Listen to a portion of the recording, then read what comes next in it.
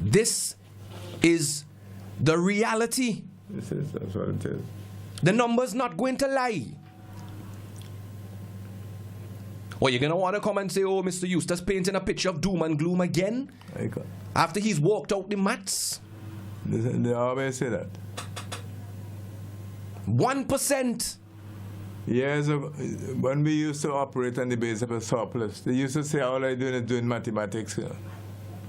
When you used to have a surplus, you know about it?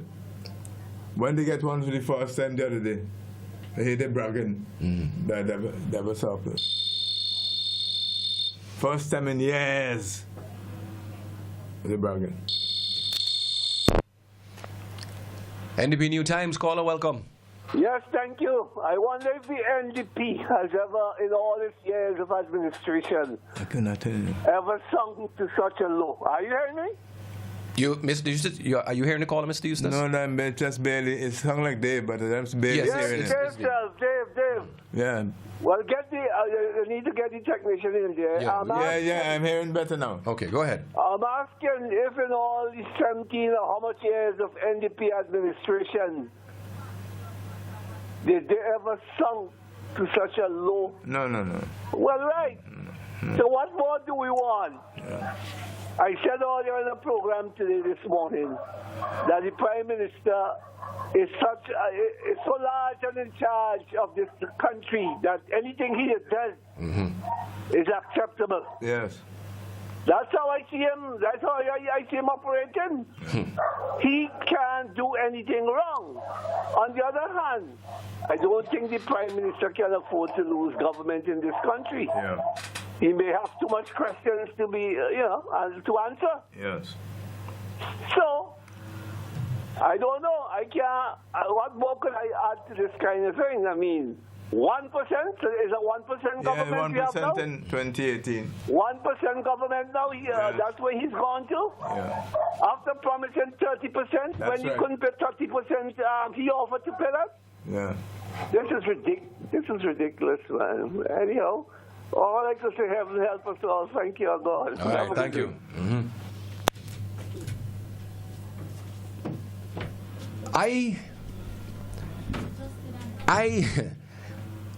Now, if I were a member of somebody called and asked, was this offered or was this negotiated?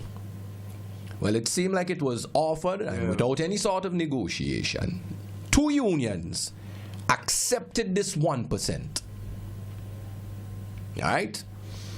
Whether you want to make fuss over the other three unions and the pass over cell phone and whatever. The fact of the matter remains that two accepted this 1%, and should have they have accepted this 1%. Right, well, let's take this other call. Let's see who we have. NDP Newtimes, welcome to the program. Good afternoon. Good morning, Colin. Morning, man. Welcome. Yeah, my brother. And good morning, Mr. Eustace. Yeah, good morning. How are you going? I'm all right, man. Nice to hear your voice every time. You know, I have to be in school, you know. I come. You're schooling them, you know. But, you know, when we look back, you know, hindsight is always a 20/20 vision.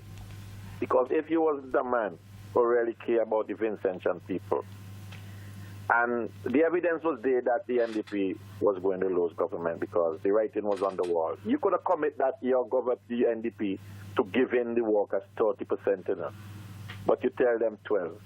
Yeah, but you know it would have been irresponsible to do 12. Yes, but I'm showing you that. You'll pay for it later on. You pay for it later on. Yeah, well, What this happened is if where they the thought at the difference now. same time that they wanted us to give it? Yeah, What will well, they you give see, now? this Zero? is what makes you a leader, that the Vincentian people will always. Because sometimes you have to make the hard that decisions. That give the opportunity. Because, Mr. Eustace, you was bargaining with them in good faith. Because you know the managerial skill that you have with managing the economy to keep St. Vincent afloat, that everybody would actually rise as we go forward. But they wanted to Now, play you politics then. Yes. But you see, power. You see, people have to understand this thing, you know. You see, greed It's a deadly, deadly, deadly sin. It could bust your skin. It could bust your skin and you're oozing out information. And sometimes you're getting licks and you can't cry because you're shame and the greed that would drive you into the position that we are here today in St. Vincent and the Grenadines. And, you know, Mr. Eustace, it has hurt me. And you know why it has hurt me? Because in 20 before the election and before 2001, I was making this argument in Samtec basement. I was making it in the Vinci restaurant. Soka Jones and those brothers could tell you. I told them that God and the Grenadines because he knows nothing about economics. I had 2 conversations with him, and I know he don't care nothing about people unless he can put a saddle on the back. Imagine that. I had 2 conversations with him, one by the farmer walking place where I used to walk in St. Vincent, and one by the Union House. And I find out that man so good. I analyze him. And Vincentian people now realize, this guy don't care about the Vincentian people. And he's going to come and he's going to fool them, and he's going to try to fool them again. But the Vincentian people have a choice to make. You want honest government who's going to bargain with you based on the economic function of St. Vincent and the Grenadines and the growth of the economy so that everybody could eat a piece of food, or you want a person who believes in nepotism. Look at how St. Vincent is structured. Look at the conduit of the money that's coming into St. Vincent and the Grenadines. Nobody don't want to say nothing. But at this year, Mr. Eustace was the matter of the government, and he has his children controlling all the money conduit into St. Vincent and the Grenadines. Father, Prime Minister. Son, financial, they call him, Finance Minister. Daughter controlling all the foreign money that's coming. Daughter-in-law. All of you that done the kicking up rum pots all over Kingston and St. Vincent, all over Kingston. Mice. All the to tell you. Mice. Man, they would be kicking up rum pots. Because there's one thing with our people, we always find strength to abuse our own. But once the person don't look like us, everybody, they're afraid. They're Catholics, but they're afraid for Christ. I'm telling the Vincentian people, look the unions now, standing up, and telling you, play now. You tell me, look at the years, a decade and a half, and you want to give the people that 1%? For by what? With 16% VAT on the back? Come on, Vincentian. With a gas price that every time it go up in St. Vincent, in America, when gas price go up and price drop, the next morning you see the man coming out with a big lag stick and flinging around the numbers. But in St. Vincent, when it go up, it don't come down. You watching a government that put you in debt, set you carry debt all wrong in neck. But yet, the money that they get is not indeed invest in some wind tunnel and super mountain to save you in energy. Nothing is being invested with the money from where you're getting from Taiwan, for my brothers and sisters in Barley, to go out safely and fish in some blackfish and process it. Come on, Vincentian. You need a better government. You need a better government. And not a government for the few, but a government for the majority. Have a good day, my brothers. All right, man. Thank you for your call. You know, Colin, I have to say this again because it is something I was very concerned about at the time, and I opposed it very publicly in St. Vincent and the Grenadines. The government formed an organization called NESDEC, called the National Economic and Social Council. The unions and other organizations were invited to join NESDEC. This institution will discuss government policies and things that happen in the economy and so on with the government. NESDEC. The unions joined NESDEC. I oppose, if anybody or organization, I oppose joining the government and NESDEC was the union. I oppose them becoming a member of NESDEC. Because I say when you sit down with government to negotiate salaries and so on, you wouldn't have a leg to stand on if you're part of NASDAQ. Because it would be like agreeing with all the government is doing. And I refused to let the NDP. I was president of the NDP at the time. I refused to let the NDP become a member of NASDAQ. As economist, I could not see it working at all. So NDP got to keep out of that. One of the reasons why the government can't, the unions can't come out now, I couldn't come out now, because they participated in NASDAQ to some extent. So you're in fact being infiltrated, and your thoughts infiltrated by government policies. Because the government only do its policies, not yours. As a union. And I oppose. That is why NDP never became a member of NASDAQ. And I vowed it will never become a member of NASDAQ. These are some of the things, that take place. Now, as a union, you come and accept 1%. 1%.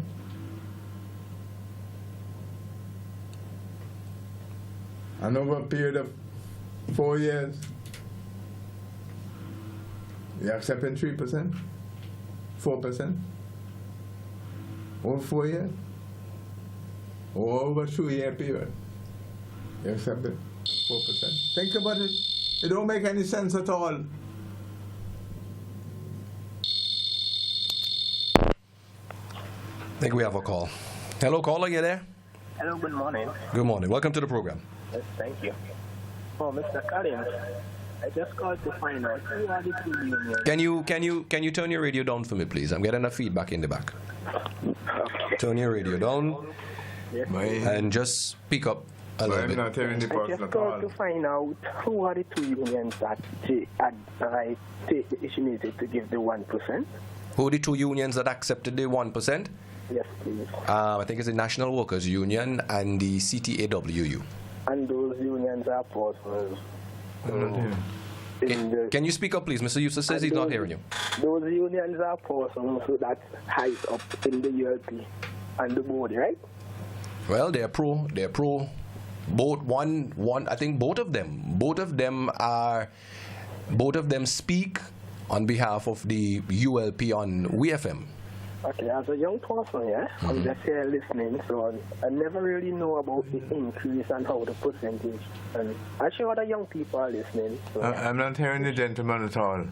I say, as a young person, Yeah, it's getting better now. I'm listening, and I'm sure other young people as well are listening as well. So probably we are not expert on how the percentage goes. So we will like you again.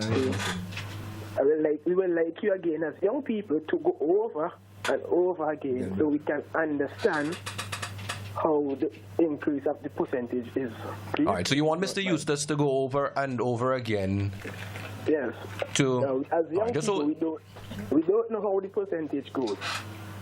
All right, hold a second, because I'm just trying to sort out so that Mr. Eustace can hear your question. We're just sorting out some technical difficulty. All right, he's hearing you good now. So can you just repeat the question? Yeah. So, as a young person, we don't know how the increases and the percentage goes. And surely, the number of young people are listening. Yeah. Cause I think people thinking when we have increases, they have like $100 and they pay $200. I know. Yeah. So, as young people, we want to learn the correct way. So we here listening, a group of young people here listening. Yes, So we yeah. like to know how it goes. All right, so you want to know how the increases goes. All right. For the year for last year, 2018. Okay, thank you. They're You listen- recommending yeah, he for listen that often. last year. They're recommending 1% for the workers. 1%.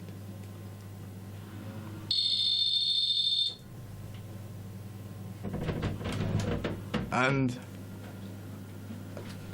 then 1.5%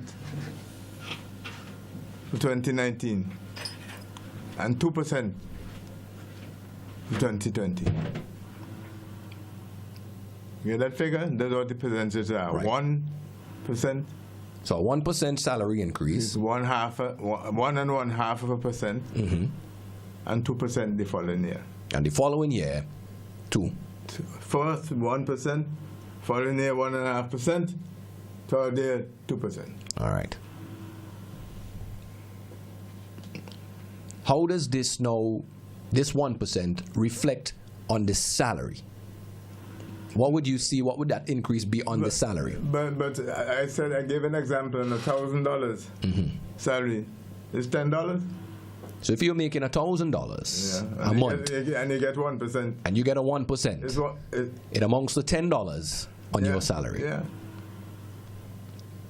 And if you're making $1,500, $1,500. that takes you up to what? $15 a month? Yes, about $15. And this is the 1%. Yeah. So it's 1.5, and 2 over the period.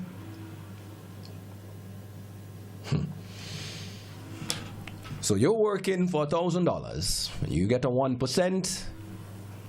You collecting an additional $15. An additional $10 on your salary. Yeah. And if you're making a $1,500, you know. Of course, if you make the salary higher, it's still the same 1% of it as you get. The percentage does not change.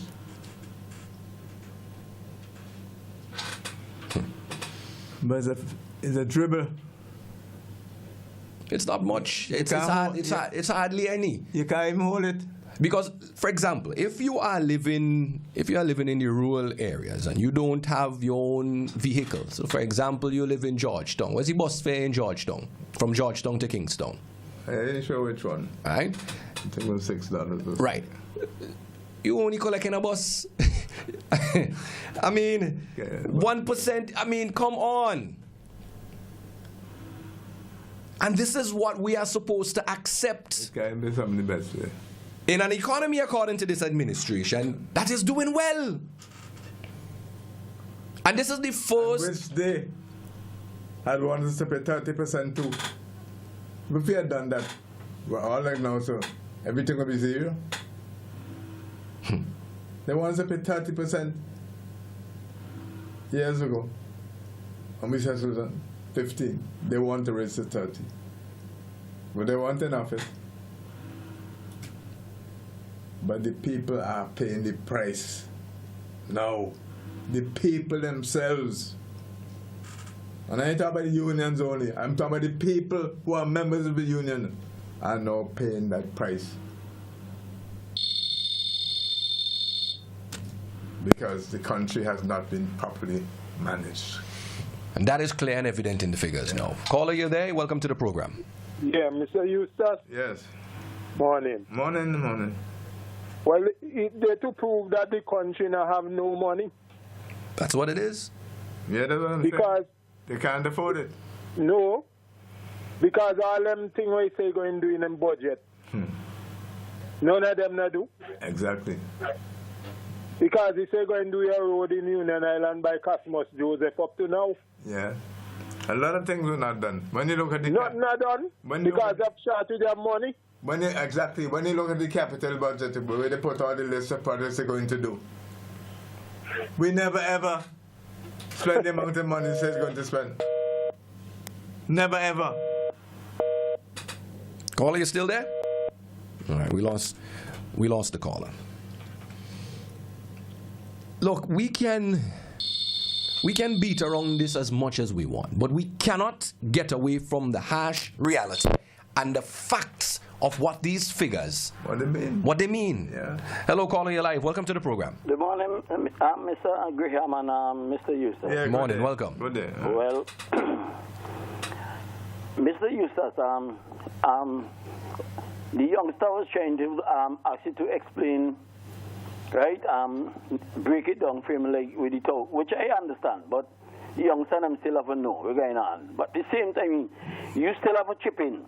You still have to make the people to understand. You still have to make the people to understand that where it was before was less money and the government was getting. And this government increased every single thing from the time when they reach in power. Yeah. From everything from board paper, death certificate, everything they increased. Yeah.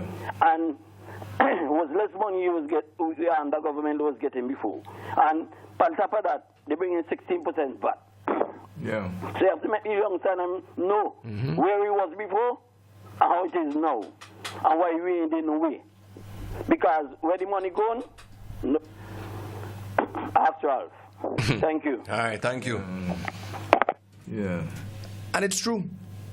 We have to remind persons, Mr. Eustace, that leading up to the general elections, the New Democratic Party was advocating removing certain items From that. from VAT. Yeah. There was this talk that they were going to increase VAT. You remember that? There was a talk that they were going to increase VAT. They said, oh no, we ain't going to increase no VAT. They gave it maybe a few months down the road, and then what did they do? They increased VAT, which carried up the standard of living in this country. And they increased VAT on items that was hard for people to afford. Exactly. Last budget, the one went last year, VAT was increased by 1%. Overall, the VAT they paid. And you know how much money that costs the taxpayers? $10 million came out of your pocket to pay that 1% VAT of all the people in this country. 1% VAT. The government made $10 million, and now they're giving 1% to workers where you only getting $10. Exactly. I want to, in a sense, go back to what the fellow was talking about earlier.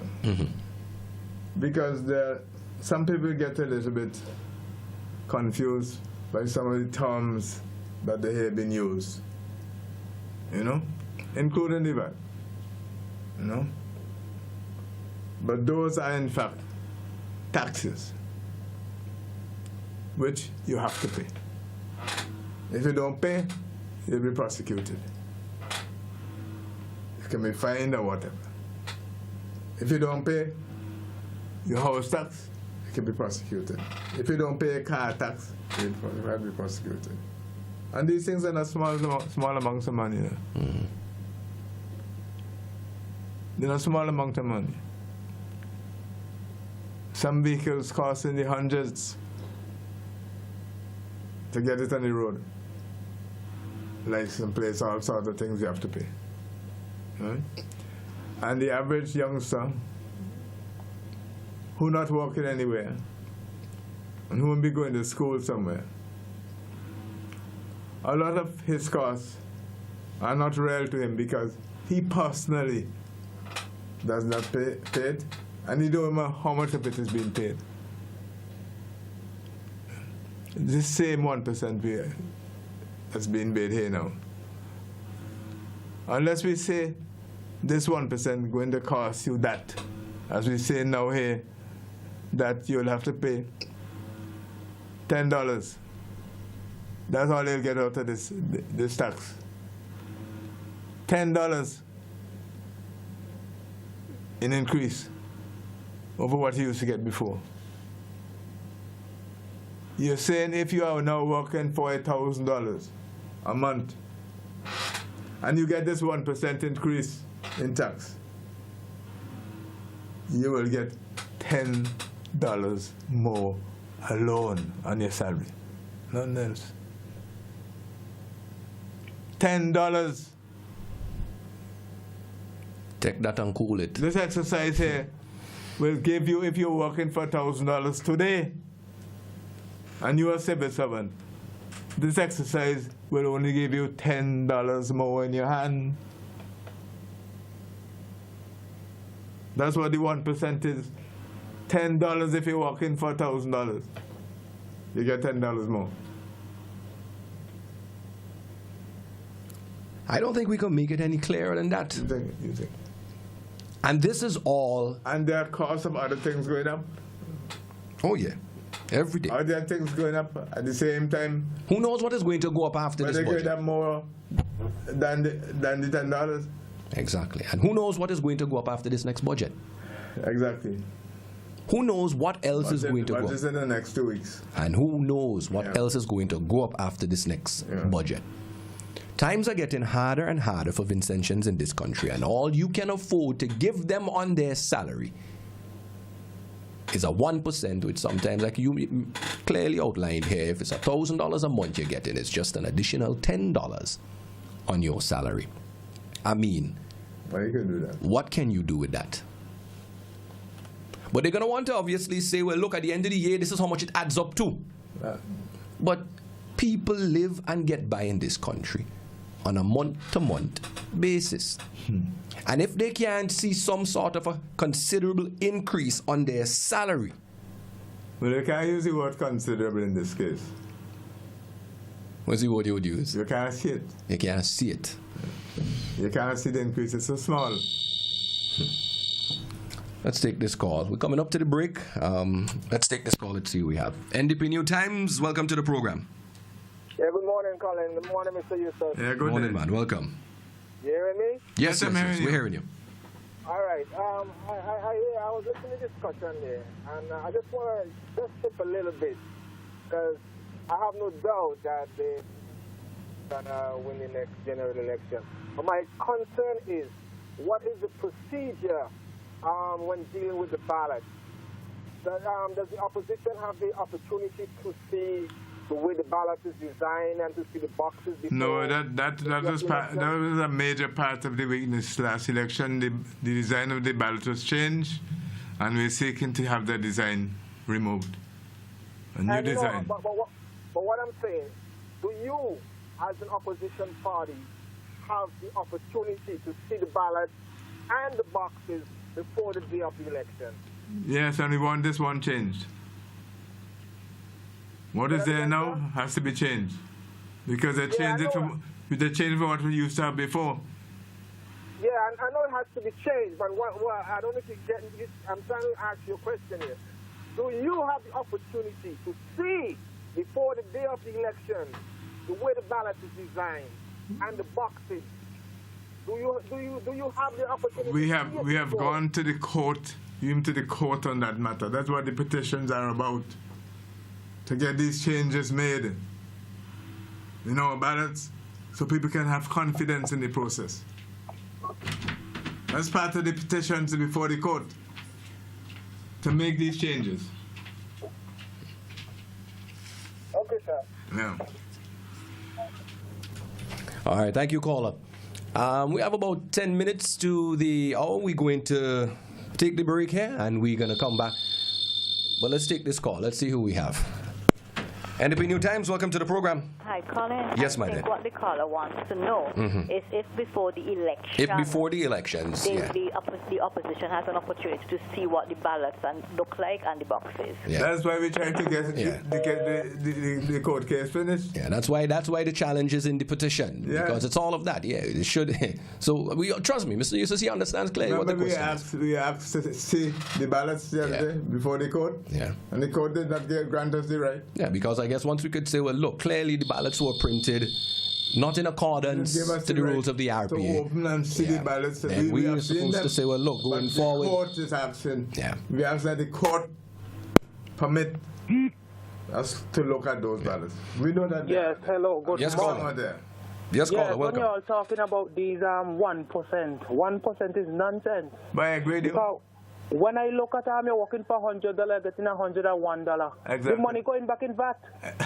Because the point. The Prime Minister raised VAT higher than what Jesus Christ ever told. 10%, he wants 15, so he want to try to raise everything higher than Jesus Christ, because like You this give country it, is his. you give it with one hand, but you're taking it back with the next. Yes. That's what it This is. country is his. So you still ain't getting anything. So if he think he going there to for everlasting, a day is coming. Yes. A day is coming. And it's not 15%, eh? Well, I tell you, It's gone up to 16. well, I working for $100 a day, so if I come now to work with the government, I'm only getting 100 hour and $1. What is dollar going to do? A dollar himself can't buy a popsicle now. Aye. Vincent should need to understand what's going on. $10 on every $1,000. Yep. That himself can't make up to pay the water bill. If himself is your alone live. Yeah. Nothing it can do. But they want to come. They want to come on radio and television and paint this pretty picture. And try to convince Vincentians that this is. I have education, but I have understanding. Yes. So let us go ahead with what's going on. So we need to get to change this government. Vincentian, we need to get rid of Ralph Gonsalves and his wicked administration. That is the solution. And if I tell you, since 2015, when the election, I come on the radio. From that, I never come back because I used to be a regular caller. So I'm going to start call now. You started call now? All right. All right, then. Because I've been telling Mr. Eustace in the election we're going on, they open here, but like he been close it. Because when I know that Ralph Gonsalves does set up a lot of things. Yeah. And you see what happened with the ballot boxes? Yes, yeah. Yes, have a nice day. All right, caller. Thank you for calling.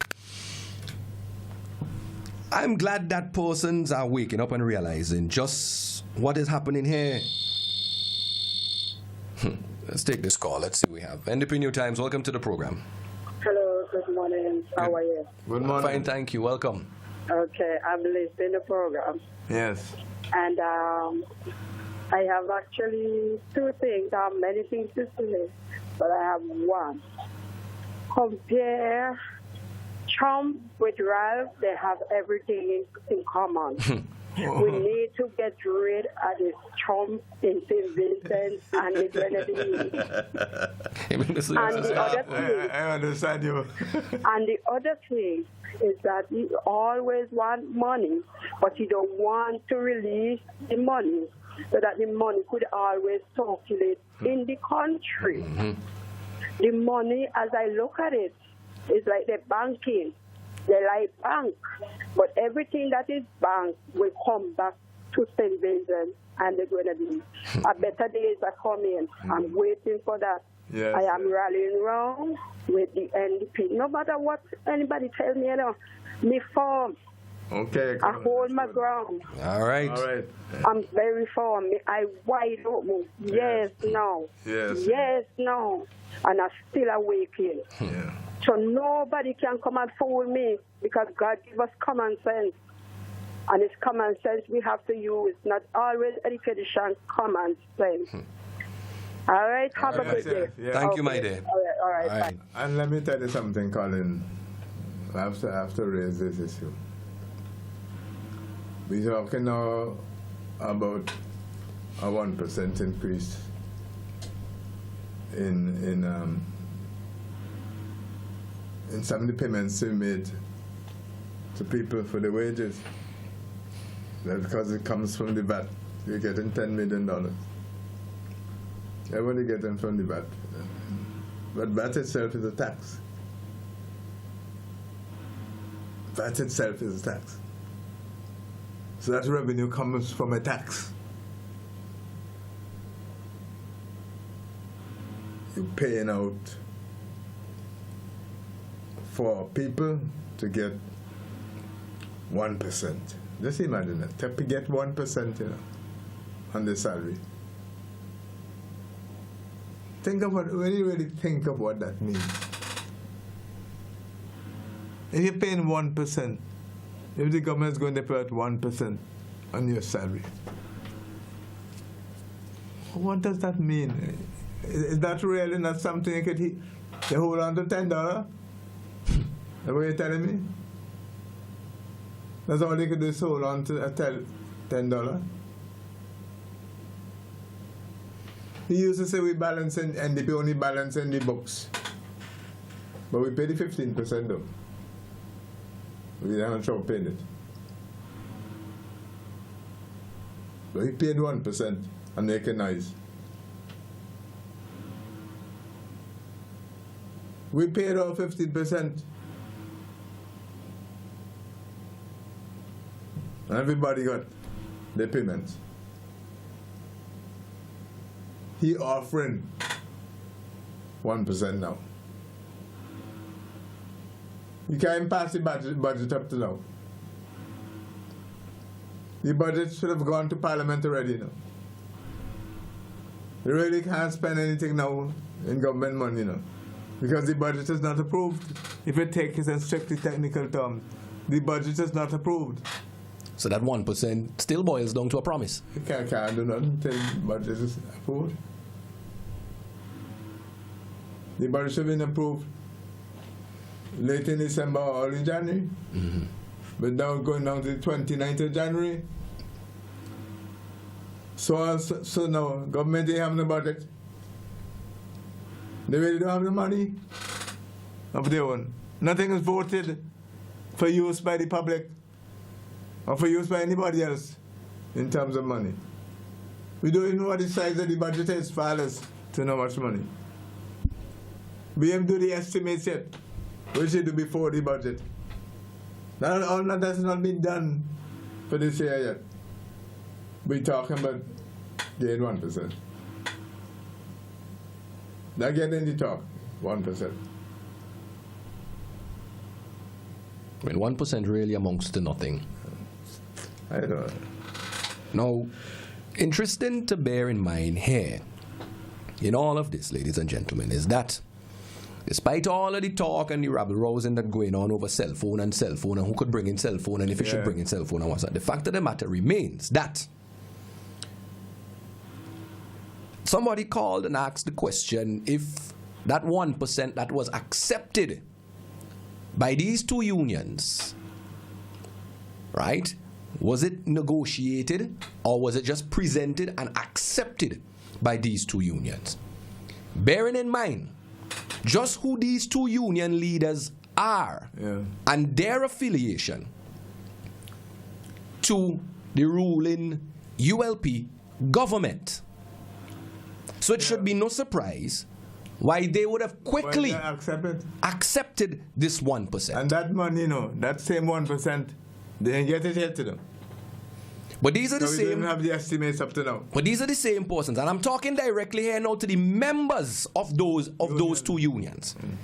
These two individuals are highly paid to speak on behalf of this ULP administration, because they can clearly be heard speaking a ULP agenda. And you, as the members, knowing this now, accept that 1%, that $10, you really think and deserve, you think you deserve just a $10 on your salary? Or do you honestly, in your heart, deep down, think that you deserve more than that? Because if you deserve more than that, if you think you deserve more than that, if you believe you deserve more than that, then why are you going to sit down and accept those two union leaders accepting a mediocre 1%, but you want to call for the heads of the other union leaders because they should not accept a 1%? Vincentians, we need to wake up and stop being mice in this country. Stop being mice in this country. And the 1% ain't approved yet, by government, because they don't have it yet. Only when you have a budget, you'll have it. All right. A budget that is approved by the Parliament of St. Vincent and the Grenadines. They say they're going to provide 1%.